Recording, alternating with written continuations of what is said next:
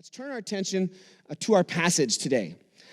Today's passage, we're going to see Jesus going to a wedding. And weddings are interesting. I've been to quite a few weddings. I've helped perform a variety of weddings, and I got married once. That was cool. One of the interesting things about wedding ceremonies is it's such an array of good and bad and stressful. On one hand, it's very joyful. You've got two people that love each other, committing their lives together. On the other hand, it can be profoundly stressful. I mean, you've got the planning, you got to get the venue, you got photographers, you got to get food. Then you got all these expectations of family. Oh, mom wants this to happen. Uncle so-and-so can't be with Uncle so-and-so, right? So it's a whole mix of good, bad, and ugly. I read this morning that the average last year price of a wedding in Minnesota was $25,000. That's insane. What we should do is give you 15 minutes in a normal Sunday morning church service. There is your wedding. It is free, and then you go out to lunch, okay? $25,000? That's insane. I'm sorry, just nuts. But weddings are good and bad. Stuff always goes wrong, right? Someone's going to forget something. Some of the food's not going to get there in time. The dog that's supposed to bring the ring is going to bite the mother of the bride or something, right? Something will always go wrong. So weddings, in other words, are very human events. Right? Very human, a mix of good and bad. Equal parts beautiful and boring. It's interesting, the Gospels show Jesus, in the different Gospels, they highlight and show him doing a different type of miracle as his first miracle. In some, it's an exorcism. In some, it's a healing. In the Gospel of John, very interestingly, the author John shows Jesus performing his first miracle at a wedding. That's an interesting one. But it shows Jesus interacting and being involved with all the normal human events of life. And this is actually in quite a bit of contrast to his cousin John the Baptist. John the Baptist was a radical figure, okay? Both John and Jesus came with messages from God, but they differed widely in their approach. John was like a wide-eyed radical. He lived out in the desert. He wore animal skin clothing. He ate bugs, okay? He drank no alcohol. He called people to come join him out in the wilderness.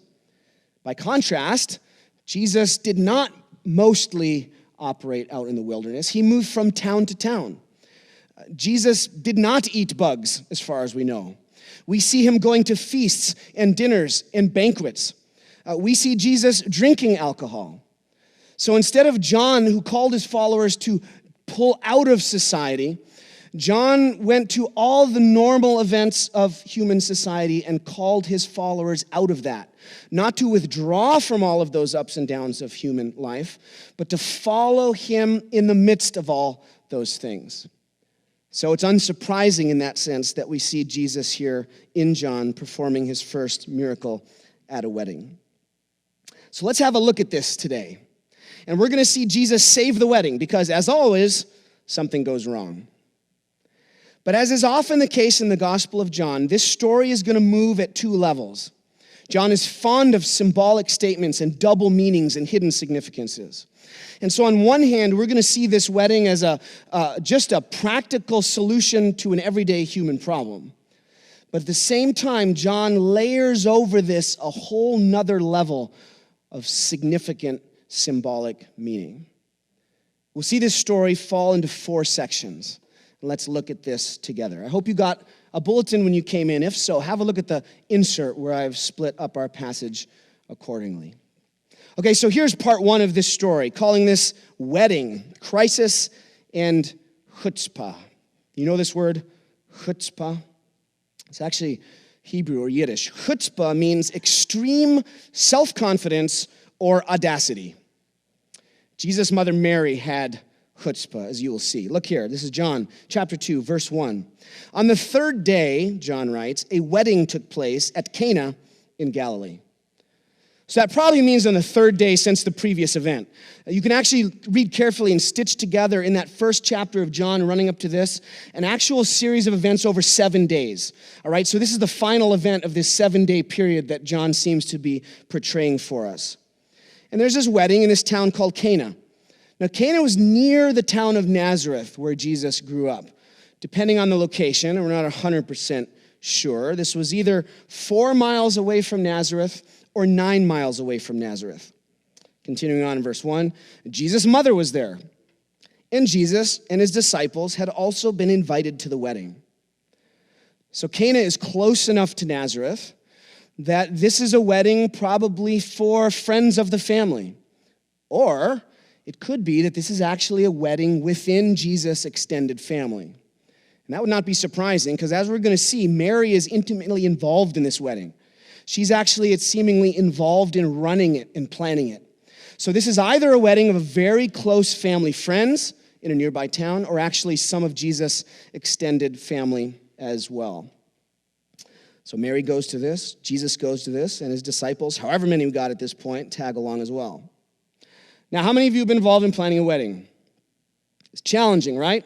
There's a lot of moving pieces. Listen to this. In the first century, the typical Jewish wedding celebration went on for 7 days. So you think it's bad planning one meal? Imagine hosting and planning meals for an entire week-long period. That would be something else. Well, something happens at this wedding. Look at verse 3. When the wine was gone, Jesus' mother said to him, "They have no more wine." They ran out of wine. Now, wine was an essential component of life in the ancient world. Everybody pretty much drank wine.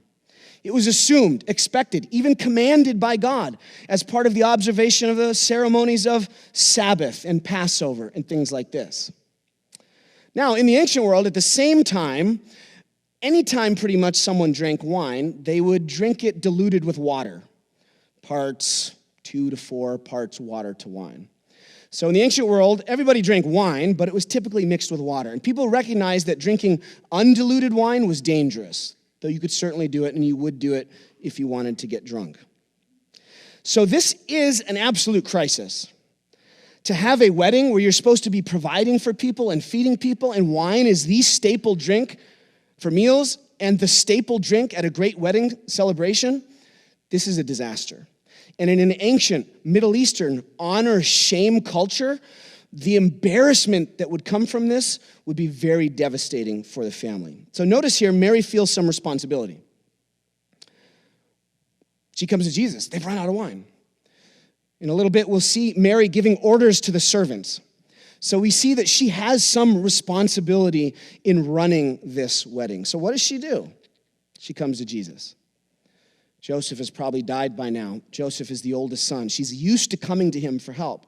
He's the one that's been earning the wage, most likely that has been supporting their family. And so Mary knows, if I got a problem, I go to Jesus. And the same thing happens here. She obviously knows him to be someone special, and she obviously comes to him with a reason. Like, notice, is Mary just informing him for the sake of interest? Oh, guess what, Jesus? They're out of wine. What is she wanting here? What she says is they're out of wine, but what does she mean? Please help. Do something. Jesus' answer is surprising. Look at verse 4. Woman, why do you involve me? Jesus replied, my hour has not yet come. Now that sounds rude for him to call his mother woman. Like that would be rude for us. But notice the little note I've given you from the NIV translation. They tell us and remind us the Greek for woman does not denote any disrespect. So this is a normal, courteous way of addressing a woman. So he's not being rude here, except this is not the normal way to address your mother. You would expect Jesus to say something like, mother. So this is not rude and insulting like if we were to call someone woman, it would seem that way. But this is not what we'd expect from Jesus because it's his mother. So what we see here is Jesus intentionally distancing himself from her. You see, something has changed now. Jesus has now begun his ministry. He's following the path of doing what God has called him to do. And what he's telling her by this seems to be, look, mother, something has changed. I am not now simply in the role I used to be with you. Something else is going on now. Notice it says, my hour is not yet come. In John's gospel, Jesus talks about the hour, his hour. And this is referring to the whole complex of his arrest, his death, his resurrection, and ascension. So it's like he's saying, no, it's not time to start this. It's not time. Mary, this is not what I'm supposed to be doing yet. Don't involve me. And yet, look how Mary responds. His mother said to the servants, do whatever he tells you. Does she take no for an answer? No, she doesn't. Like, he pretty much clearly, blatantly tells her, no, I'm not going to do anything. You shouldn't be asking me this. And she's like, just do what he tells you. Like any good matriarch involving themselves in the running of a wedding, Mary knows exactly what she wants. And she's insistent here that she is going to get her way. So she shows great chutzpah here. Again, that word means extreme self-confidence or audacity. Or in other words, faith. Mary is confident that Jesus has the ability to solve this problem. And despite what he said, she is confident that he will help. So notice here, Mary is presented to us as a kind of model disciple. This is a model description of faith. And we're going to see Jesus respond favorably to this. And in fact, we see a similar dynamic at other places in the story of Jesus. You might remember the story of the Syrophoenician woman who goes to Jesus. Her daughter is possessed by a demon, and she asks for help. And at first, Jesus rebuffs her in a very insulting way. But she keeps at it, doesn't take no for an answer, and he ends up praising her faith. We see something similar in the story of the woman with the flow of blood. She was bold enough to come up and touch Jesus' cloak, and he said, who touched me? And she comes forward and falls at his feet, and Jesus affirms and praises her faith. We see the same thing in the story of Mary of Magdalene when she comes and breaks this jar of ointment and pours it on Jesus' feet and dries it with her hair. Very strange. And she gets criticized, but Jesus praises her boldness, her audacity. And so we see that here is an aspect of faith. It's not a weak sort of, well, whatever you want. I guess probably not going to do anything. What's presented to us here is a very bold, aggressive confidence that Jesus will intervene. Okay, but at the same time, what are her words? What does she say to the servants? Do whatever he tells you. So notice how interestingly Mary combines this expectation and faith, but what does she actually say? Who's the boss? Jesus. Do whatever he tells you. Might that be nothing? Yeah. So notice we see Mary as a model disciple here showing a bold kind of faith, but at the same time we do see a submission to Jesus and an understanding that, okay, I'm pushing him, but whatever he says, do that. He's the boss. We'll look at part 2 here, calling this window the inferiority of the old age. Look at verse 6.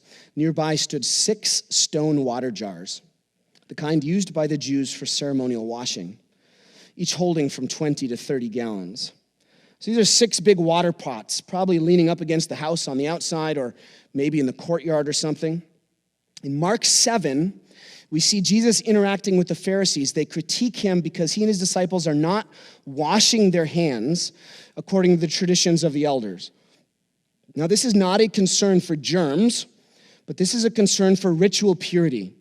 The Pharisees had taken expectations of ritual purity that went on in the temple, and they had spread these to all aspects of life.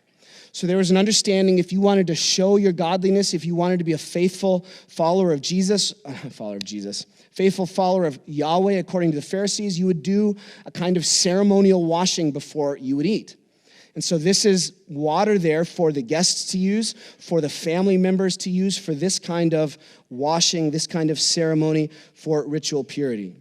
Now, these pots are big, okay? So here's one of these. You recognize these. Rubbermaid Gatorade. Don't worry, it's empty. We're not going to do anything too radical. This holds 5 gallons, all right? That is 5 gallons. Notice these stone water jars each hold from 20 to 30 gallons. So 4 or 6 of these would fit in each one of these water jugs. And there's 6 of them. So think like 24 or 36 of these is the amount of liquid we are dealing with here. Now, the Gospel of John is full of symbolism and double meanings. And this symbolism is like a window that John holds up, and he lets us look through it to see significance beyond just the bare bones of the statement or the story. So we want to pay close attention to what John says these are for. What does he say they're for? The kind used by the Jews for ceremonial washing. Now, the title of this section I've given you is already tipping our hand where we're going. Look at that again. The inferiority of the old age. Remember, Jesus, when he comes, is bringing something new. There is now a shift. Jesus is bringing the kingdom of God in a new way. All right? Jesus is going to bring a new covenant, a new way of connecting to God. There is something new coming in Jesus. And as we'll see, John is setting up these water jars to stand for, to represent, to be a window, a symbol of the old way. A symbol of how God interacted with his people under the old covenant. A symbol of how those traditions had developed among the Pharisees and were being applied in the first century. But now there's a shift. Now that Jesus is present with them, the temple is no longer the epicenter of everything. The temple in Jerusalem is no longer the point of connection between God and man. That will now be Jesus. Remember last week we saw Jesus say to Nathanael, "You will see the angels ascending and descending on the Son of Man," alluding to that story of Jacob back in the Old Testament. Jacob saw this vision of angels going up and down a ladder, showing a connection between heaven and earth in that place. Jesus says last week, "You're going to see that on me." Now Jesus is going to be the point of connection between heaven and earth. So these jugs of water in the story, yeah, they're actual jugs of water, but for John and for us, they're also standing as symbols of the old way that Jesus is coming now to replace and improve upon. We'll see this as we keep going. So look at part 3. Here's our next window. The superiority of the Messianic age. Jesus has now come, and this is now superior. Verse 7, Jesus said to the servants, "Fill the jars with water." So they filled them to the brim. Then he told them, "Now drain some out and take it to the master of the banquet." They did so, and the master of the banquet tasted the water that had been turned into wine. There it is. Jesus miraculously transforms this water into wine. That's pretty impressive.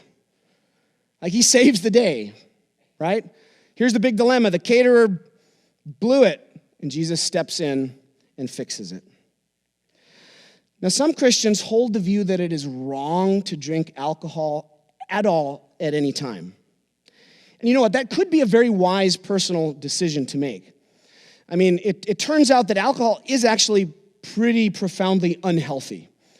It's actually classified as a group 1 carcinogen, along with asbestos, radiation, tobacco. At least 7 types of cancer are caused by alcohol. On the other hand, some evidence is out there that says some drinking of red wine can be healthful to you. Lower blood pressure, help with your heart, things like this. So unfortunately, as usual with health advice, it's like, who do you believe? They tell us, eat eggs, don't eat eggs. Eat eggs, don't eat eggs. So do with that what you will. So it is a respectable choice for Christians to choose not to drink any alcohol at all for a variety of personal reasons. But some very conservative Christians push beyond this and try to tell us that it is always wrong for Christians to drink alcohol under any circumstances. And frankly, that is an impossible case to try to make. I mean, this story should be the nail in the coffin to the argument that alcohol is always wrong for followers of Christ. I mean, here we have Jesus creating up to 180 gallons of wine for a party. Jesus did that as a miracle. So it cannot be always wrong for Christians to drink alcohol. In fact, Jesus himself drank alcohol. Look how Jesus describes himself and contrasts himself with his cousin John the Baptist in Matthew 11. Here he's making the case that John came one way and they rejected him, and Jesus came the other way and they still rejected him. But look how he puts it, Matthew 11:18. Jesus says, "For John came neither eating nor drinking, and they say, 'He is a demon.' The Son of Man came eating and drinking, and they say, 'Look at him, a glutton and a drunkard, a friend of tax collectors and sinners.' Yet wisdom is justified by her deeds." So Jesus himself drinks alcohol, and he made 180 gallons of it for a wedding party. So it cannot be wrong for Christians to absolutely drink alcohol. Now, what the Bible clearly warns against and forbids is drinking to the point of drunkenness. Just look at one of many examples. This is Ephesians 5:18. Paul writes very clearly, "Do not get drunk with wine, for that is debauchery, but be filled with the Spirit." So if you drink alcohol as a Christian, you are not to drink to the point of becoming drunk and losing control. But notice there's another warning too, because a person could avoid drinking alcohol to the level of drunkenness, but still be addicted to it, right? That's also possible. So notice what Peter writes in 2 Peter 2:19, describing some false teachers. He says, "They promise them freedom, while they themselves are slaves of depravity." And look at this quote, "For people are slaves to whatever has mastered them." So there's also this idea, if anything neutral or even good becomes something that controls us, that we are addicted to, then this too can become sinful and is sinful, even if it wouldn't be on its own. So if I'm someone that has struggled with alcoholism and I've gone through an addiction to alcohol, then it's clear cut for me. I can never drink. Can't touch it. No, I need to make a clean break. Can't go back to it. So I think, as in so many cases, we need to take kind of a middle road on this issue. On one hand, we want to avoid drunkenness and the abuse of alcohol. But at the same time, we want to avoid the legalism that it says, no, we are never supposed to drink alcohol of any kind. So it's a godly and respectable choice for a Christian to choose to not drink any alcohol at all, but it's also a godly and respectable choice for a Christian to choose to drink alcohol in moderation. And that, in fact, is the choice that Jesus himself made. So this is an interesting miracle. I mean, it's weird, because this is not a life or death situation, right? I mean, it's not like he's curing cancer here. Why is it that Jesus acts? And why is it that of all things, John showcases this as his first miracle? Well, on one hand, we see Jesus acting to save a friend, to help someone from a terrible situation, to preserve the honor of a friend. So we see a compassion and concern for people. But I think the big reason that John puts this first is the significance of what is going on at the symbolic level, as we've begun to explore. Let's keep looking. Continue on in the verse. Look at this. The master of the banquet tasted the water that had been turned into wine. He did not realize where it had come from, that the servants who had drawn the water knew. Notice that also seems to be moving on two levels. On one hand, practically, he didn't know, the others did, but notice the symbolism of that. Who are the ones that knows what's really going on? Is it the guy in charge? Who is it? It's the servants.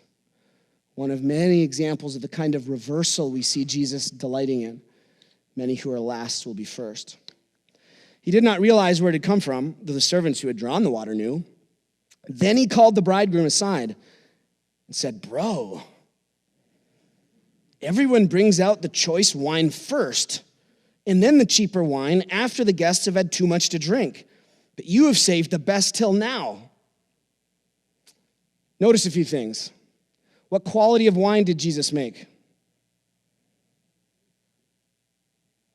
The best. This is not gas station wine in a cardboard box. This is not Boone's Farm apple wine for $4 a bottle.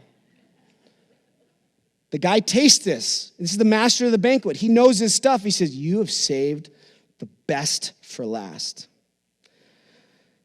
Now notice, obviously, this means it was alcoholic. Occasionally you'll hear Christians say silly things like, wow, he wouldn't have made it alcoholic. That must have just been grape juice. What do you think about that? What would the master of the banquet think about that? He wouldn't have called that the best wine, right? And notice as well the logic of the guy. Everyone brings out the choice wine first and then the cheaper wine after the guests have had too much to drink. Why? Because once they're hammered, they can't tell the difference anymore.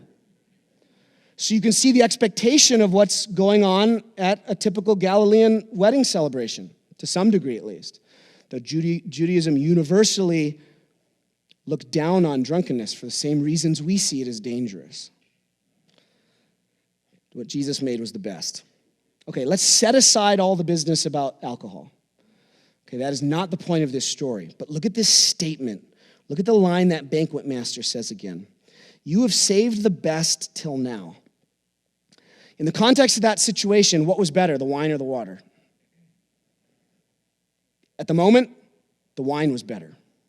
It's the wine they desperately needed. It's the wine that was going to solve the problem. Yeah, they had water. That was unhelpful. What they really needed was that wine. And notice these water jugs again are said to be for the water of purification for Jewish purification ceremonies. Again, there's a window that is standing as a symbol for the old way, what was functioning in first century Judaism. But what has happened? Look what Jesus has done. He has taken something that belonged to the old order, the ritual laws of purity, and he has transformed it into something far better. You've saved the best till now, he says. He's speaking better than he knows. Yeah, the wine's better than the first stuff they served. But that statement rings with a whole nother layer of significance. You've saved the best till now. Jesus is the best. What he brings is the best. It is going to supplant the old way. Jesus comes to bring salvation. He's going to give his life on the cross to pay for sins once and for all.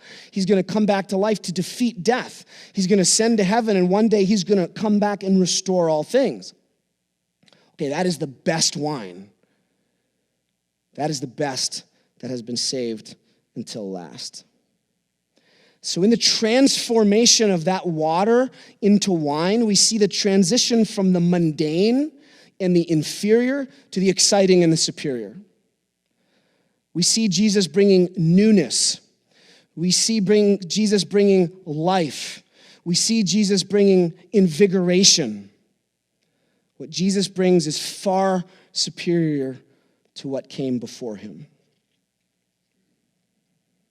He brings true life. Forgiveness, fresh starts, restoration, freedom, all good things. Well, look at part 4. Wonder, glory, and faith. Verse 11. What Jesus did here in Cana of Galilee was the first of the signs through which he revealed his glory, and his disciples believed in him. It's an odd miracle to start with. A healing's more impressive, seems more important. An exorcism seems more important and impressive, but a wedding? Why? Because John wants us to see in this miracle, yes, it's an impressive, amazing miracle, but he wants us to see the symbolism of this. The newness of what Jesus is bringing, the superior way that Jesus is bringing to everything that had gone before. Here's a window of what is really going on in Jesus' ministry. This is the best saved for last. This is the age of fulfillment, the messianic age, the climactic age of the restoration of all things. So I like to think that was the best wine that anyone has ever made in the history of humanity. Don't know that, of course. But I kind of suspect it must have been. Notice John says in this miracle they could see Jesus' glory, meaning his splendor, the truth of his identity as the Son of God. In this miracle, they saw who he is. They saw his greatness. And look at the response. His disciples believed in him. They see this and they respond with faith, trust, commitment, and loyalty. Because notice we're confronted with a choice. Jesus is not going to make you drink this wine. He's not going to force you onto the path of following him. He offers you this wine, but it is your decision and my decision if we wish to accept it. Look how Jesus plays with this similar imagery elsewhere. This is Luke 5:37-38. Here, Jesus is responding to a critique from the Pharisees. They come and say, why aren't you guys fasting?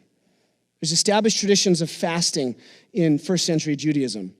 John the Baptist's disciples were doing it. Jesus' disciples were not doing it. So the Pharisees come and they critique Jesus. Jesus, you're not being conservative enough. You're not following the rules for upright behavior. And look how Jesus responds using this imagery of wine again. Jesus says this, no one pours new wine into old wineskins. Otherwise, the new wine will burst the skins. The wine will run out, and the wineskins will be ruined. No, new wine must be poured into new wineskins. And no one after drinking old wine wants the new, for they say the old is better. So you had to give the grape juice time to ferment, to transform into alcohol. And what was used was the skin of an animal because it was flexible. So as that wine would release gases, it could expand and that skin could adjust. But if you put grape juice into an old, dried out wineskin, as that grape juice fermented and released CO2, it would rupture the skin and your wine would leak out. What Jesus is saying is, guys, I'm bringing something new. Something different is here. And you cannot force it in to the old ways and the old patterns. It will not fit. And look at Jesus' frank assessment of the situation in his day, and I fear potentially for us too. Look at that last line. Jesus says, no one, after drinking old wine, wants the new, for they say, the old is better. There were plenty of people who saw Jesus and considered what he offered, this proposed new way, and they said, nah, I'm good, thanks. And so notice the capability is there for us to refuse this new wine that Jesus offers and instead choose to remain on the path we've always been on. And that's sobering. Some prefer the old wine. Some prefer the water. So what does Jesus say to us in this passage? Let's put it this way. Drink the wine Jesus offers. Drink the wine Jesus offers. 3 suggestions. First, by recognizing the superiority of his way over your old way. Look, if you've been a follower of Jesus for a while, and if your life has experienced some transformation, cast your eye back over the old days. Do you want to go back to that? Think of the shameful things you're glad no one knows about. Look at the regret. Look at the broken relationships. Look at the pain. Look how you had to be the center of everything. Look at the selfishness that was there. Do you want to go back to that? Or maybe you're not right now on the path of Jesus. And cast your eye around your life right now. What are you looking at? What are the fruits of following the way that is not of Christ? Look at the pain. Look at the regret. Look at the hardship. Look at the addiction. Do you want to stay there? You like that old wine? Look, we need to recognize Jesus offers wine compared to water. This is better. Okay, there is freedom. There is forgiveness. There is protection from regret.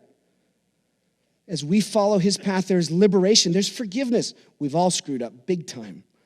But Jesus' way offers forgiveness and fresh starts. That is far superior. Second, by recognizing his glory and believing in him as your master. He took on humanity, penetrated into our dark and broken world, took on sin, took on temptation, did miracles like this, and then submitted to death on a cross, suffered and died in your place and my place to forgiveness of sin, defeated death, raised back to life. Do you believe that? Have you committed your life to him in faith? Have you submitted to him like Mary did and say, do whatever he says? Jesus, whatever you say, I'm going to do. You are Lord. I trust you. Have you made that decision? If not, do it today. They saw his glory in this, and they believed in him. And John writes this so you too will see his glory and believe in him. What Jesus did here in Cana of Galilee was the first of the signs through which he revealed his glory, and his disciples believed in him. Finally, third, be on guard against the addictiveness of the old ways. Look, our hearts are divided. If you are a follower of Jesus at one level, you want Jesus. You want his kingdom. I do. But at the same time, our hearts are tugged back to the old ways too. Let's be on guard against that. Let's recognize the allure of the old wines. Far East, oh, I like the old wine. I like the water. Nah, I'm not going to mess around with that. Let's be on guard against the danger of settling for our old way instead of continuing on the path of following Jesus. Don't go back. That's not you anymore. That's the old way. Follow Jesus. This is the new way. And God has saved the best for last. Well, today we see Jesus in the middle of a wedding. One of the normal, very human affairs that mark our lives. Full of good things and full of stressful things. In this story, we see Jesus intervene to save the day, to help out his family or family friends, to do what his mom wants. And he fixes what the caterers messed up. But far deeper than this, John tells us this story to show us very picturesquely the contrast between the old way, which was inferior, versus the superiority of the new way that Jesus brought. Bottom line, we say, drink the wine that Jesus offers. Accept him in the newness that he brings.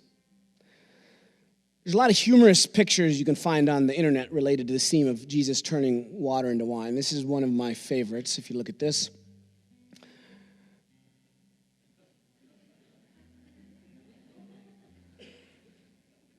It's kind of funny, but I'll tell you, the more I actually looked at that, the more significant it became.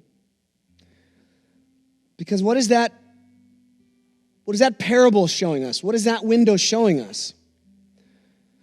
That look, where Jesus shows up, stuff changes. Where Jesus shows up, he leaves a difference. There's a trail you can follow.